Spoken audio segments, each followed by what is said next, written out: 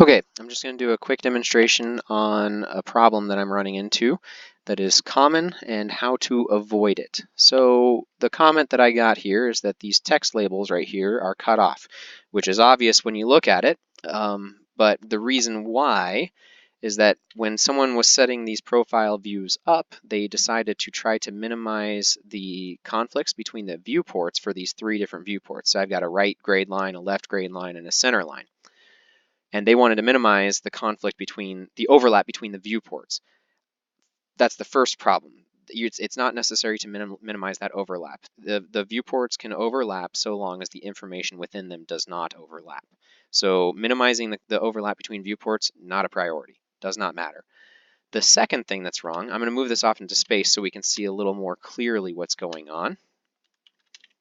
The second thing is that when I set up a profile, I always create views within the model space to encompass everything that needs to be displayed within that particular view.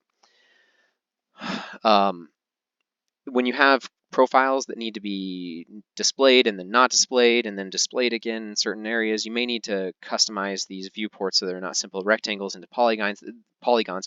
This might not always apply, but in this instance where I've got a simple rectangle, this is very, very easy to do, and this is a best practice that probably everyone should follow.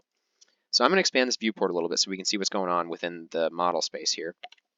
And when I go into the model space, and then I'm going to pull over the layer manager here, what happened was the C view layer, which is a no plot layer, is frozen. There is no reason to freeze no plot layers within anything really, because it's no plot. Those layers are often used for design purposes for things that are important to the design, but not necessarily needing to plot.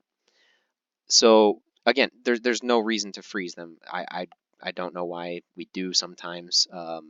Stuff like the label no plots and stuff like that. I don't know. You can freeze those, but honestly, honestly, there's not really a reason to freeze a no plot at all because it doesn't plot.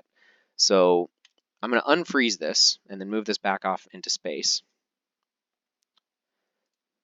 And we will see that in the model space here, I have a viewport outline already designated for this viewport that contains all the information that's going to be needed on this sheet.